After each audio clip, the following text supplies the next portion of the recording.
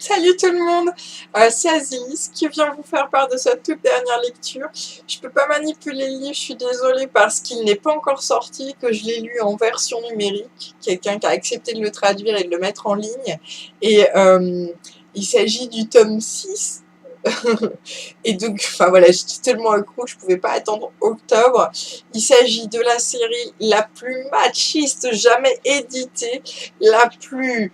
Oh là là, mon Dieu, elle est tout petit peu ridicule, se lit parfois au deuxième degré, au troisième degré. De quoi je veux parler? Je parle bien sûr, pour toutes celles et ceux qui connaissent, de la confrérie de la Dague Noire.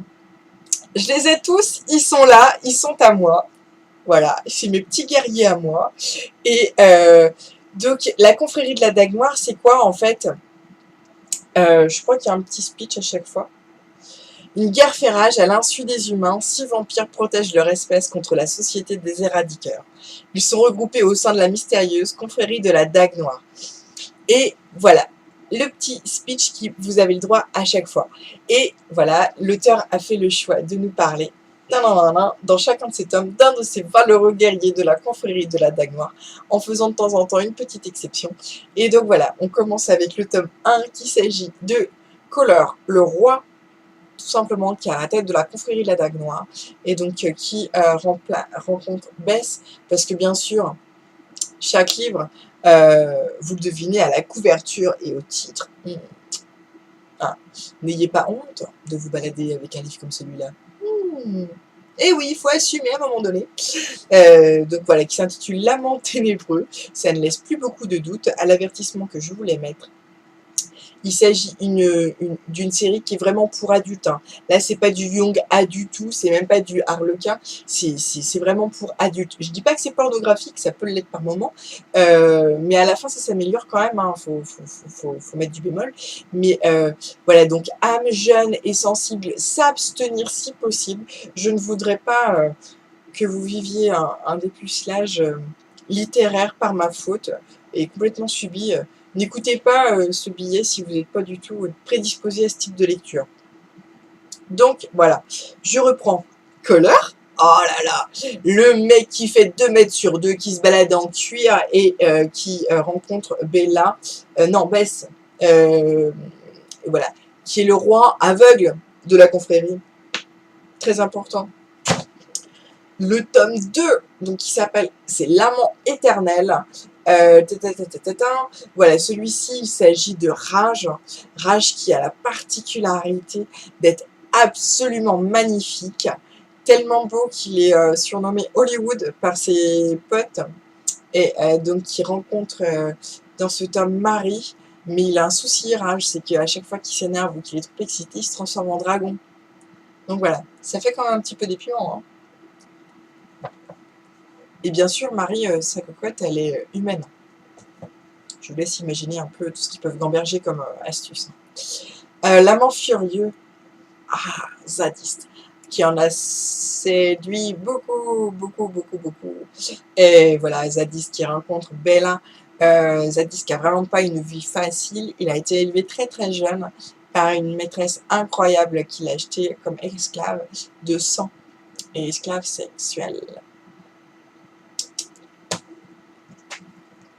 L'amant révélé, il s'agit de Butch O'Neill, un petit humain qu'on croise au tout début de la série. Il est ami de Bess et il gravite autour de la confrérie en fait depuis, il les lâche pas et il est tombé amoureux d'une vampire, cet humain, donc c'est Marissa, une vampire de la haute société. Et voilà, l'amant délivré, donc, qui est le tome 5, donc, qui traite de Viz. Viz qui a une particularité, il a une main qui est complètement blanche et souvent gantée, pour la simple, unique et bonne raison qu'il peut enflammer tout ce qu'il touche avec. C'est aussi un vampire qui a souvent des lunettes de soleil, parce qu'il a les yeux blancs, il a des visions de l'avenir. Dès qu'il vous voit, il peut aussi lire dans vos pensées. Il a des tatouages en langage ancien sur le visage qui montrent qu'il a été banni. Il n'a vraiment pas une histoire simple. Et donc, en fait, il rencontre une humaine, Jane, qui va lui réconcilier avec beaucoup d'aspects de l'humanité.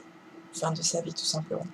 Et donc moi, je me suis fait le tome 6, les cocos, je me suis fait le tome 6 et il faut pas oublier cette série, elle va bientôt arriver dans vos bibliothèques, il arrive, il s'agit de Fury, qui est le jumeau de Zadiste, voilà, un jumeau qui a sacrifié sa vie à un homme de valeur, comme on dit, un mâle de valeur et de courage, voilà, qui a sacrifié beaucoup de choses pour sauver son frangin de cette maîtresse impitoyable, et qui, voilà, il a du mal à s'en remettre le loustic quand même, il est drogué jusqu'à la moelle épinière, ce pauvre jeune homme. Il est pourtant splendide, il a les cheveux multicolores, il a été amputé d'une jambe, c'est un des restes de son sauvetage de Zadiste. Et Zadiste, Fury, qui est... il est puceau parce qu'il n'a rien trouvé de mieux que de sacrifier sa virginité à la Vierge Scribe, qui est leur déesse créatrice. Ah oui, je ne l'ai pas dit, mais ce qui est aussi très marrant dans cette série, c'est qu'ils ont des traditions et mythologies qui peuvent être parfois à mourir de rire. Et donc voilà. Donc on a Fury qui a sacrifié sa virginité à la Vierge Scribe pour pouvoir retrouver son frère et le ramener un guerrier valeureux au sein de la race. Et donc Fury, qui est puceau bien sûr, donc je l'ai peut-être dit un peu trop 4 fois là, mais c'est pas grave, n'a rien trouvé de mieux que de prendre la place de Viz, qui était prédestiné pour être primal. Et donc du coup Fury se retrouve primal. Et primal, ça veut dire quoi dans le monde de la confrérie? Ça veut dire la vigueur de la race. Ça veut dire que tout simplement, il a pour mission de féconder une 60aine d'élus. Donc ils sont des vampires qui évoluent dans un petit monde bien à part, hein, dans un petit cocon. Et donc tout ce qu'on lui demande, c'est de venir et puis de faire tac-tac avec toutes celles qui passent. Et de faire plein de petits bébés pour pouvoir repeupler la race et de sang pur et fort. Et donc, ah ouais, c'est vraiment hyper machiste, traditionnaliste au possible. Faut vraiment aller au-delà de ses préjugés pour lire cette série et pour arriver à rentrer dedans. Mais c'est vraiment marrant parce que l'auteur J.R. Ward, je crois qu'elle a inventé les méchants les plus ridicules qui puissent exister. Essayez d'imaginer ça. Puisque donc la Société des Éradiqueurs, dont je vous parlais dans le petit speech, et qui se fait un malin plaisir de dégommer, de dégommer tous les vampires qui passent, et si possible les vampires dans la confrérie, c'est encore mieux.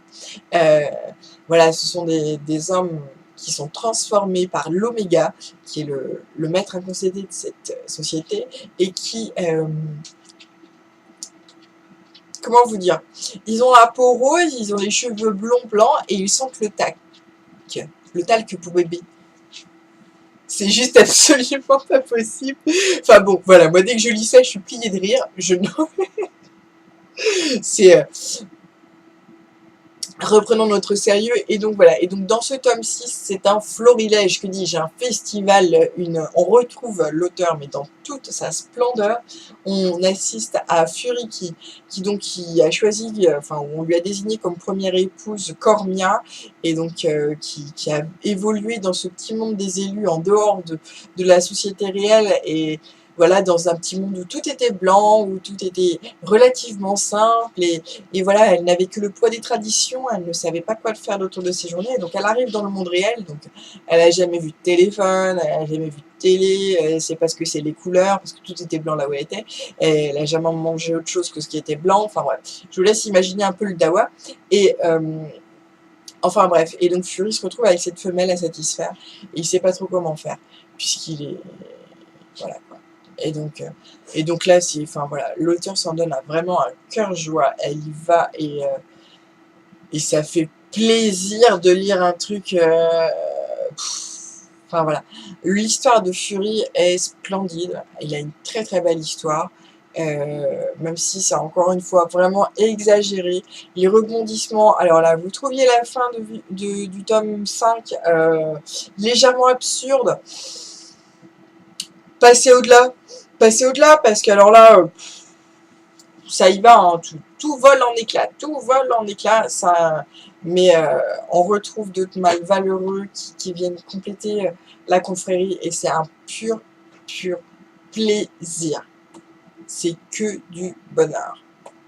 Enfin voilà, Moi, je suis accro jusqu'au bout des ongles.